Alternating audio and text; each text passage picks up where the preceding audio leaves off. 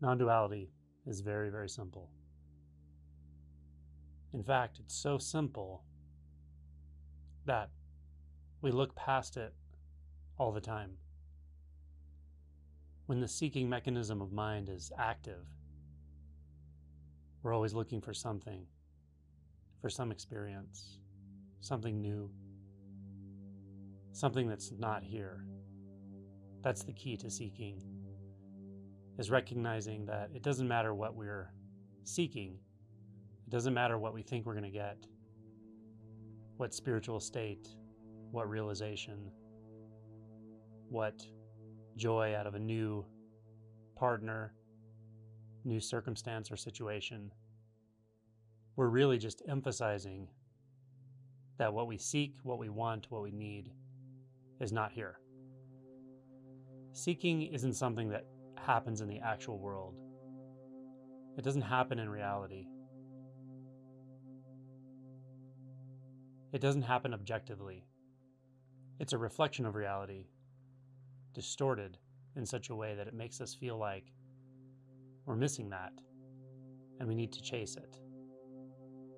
We need to get conditions correct to find it, to clarify it. But what's being reflected is always absolute simplicity. It's not something that's missing. It's not something that's not already here. What's being reflected by mind is non-dual, which means it's not somewhere else. There's no receiver of non-dual experience. There's only non-dual experience. The sense of a receiver is a side effect of thought, a side effect of the reflection into the mind that makes it appear as if we can find it. So in a sense, it's the ultimate joke, that we're seeking what's always here. Because what else could we be seeking? What's always here is just what it is. We can't find it because we haven't lost it. So the simplicity is that even the seeking, the sense of seeking, is happening only here. Could only happen here. It is also part of this non-dual clarity.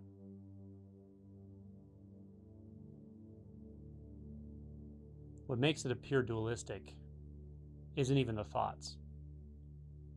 It's our reaction to thoughts. And it's not our reaction. It's just a reaction. And the reaction says no. First, it says no to the immediate experience of being alive or aliveness.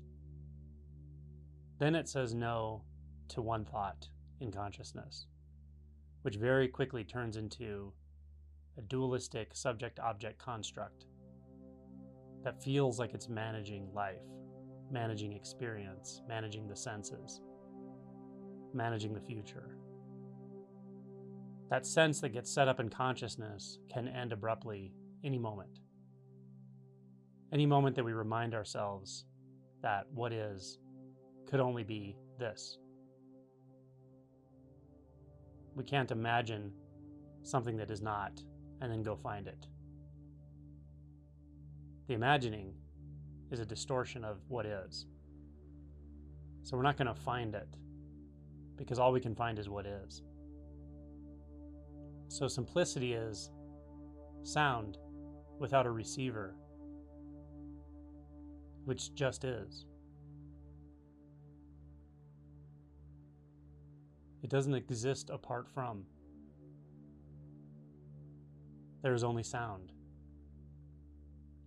There's only hearing. Hearing and sound are not two. The hearing of the sound is the sound itself. It couldn't be other than this. You don't have to learn this. It's already happening. So just notice when there's a seeking that says, I'm going to find non-dual. I'm going to find intimacy. I'm going to find simplicity.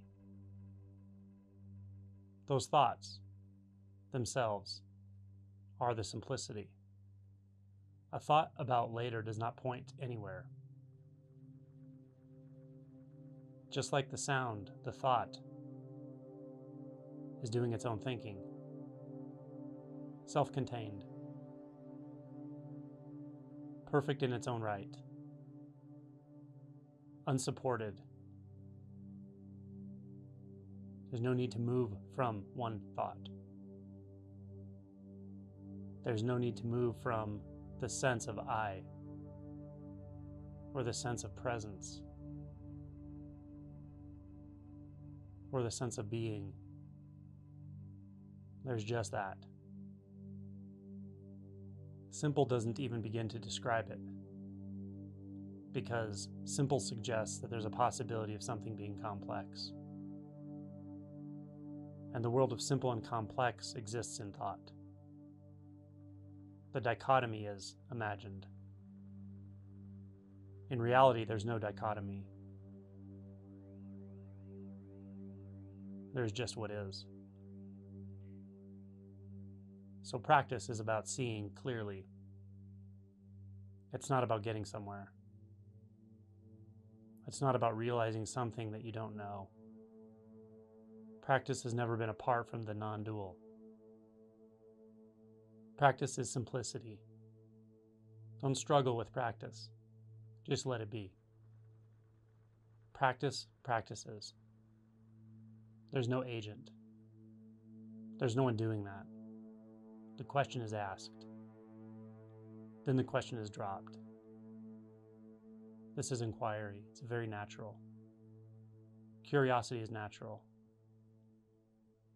But can you experience curiosity without a dualistic mental construct? It feels like inclusion, depth, intimacy. It feels like unconditional love. Love for what is. So the question, what is this? Doesn't need an answer outside of this. Doesn't need an explanation. It's not suggesting that this needs an explanation.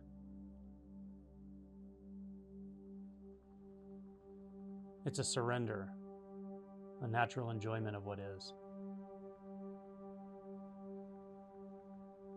Meditation is a surrender, a natural enjoyment of what is.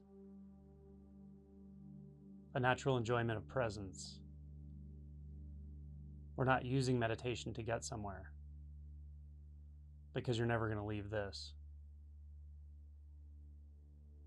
This may overtake you in a way that you disappear into it, but you're not going to leave it.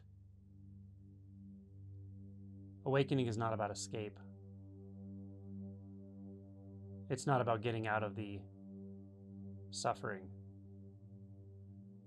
It's about penetrating the suffering so fully and so clearly that all separation ends. All illusion of separation ends.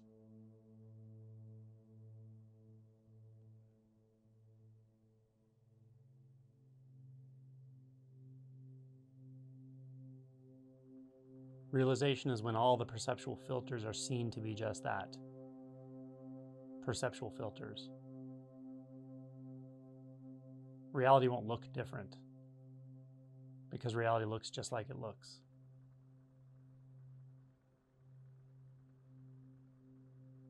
It's been in front of your face the whole time. It's never left you. So let it reclaim you. Let the simplicity reclaim you.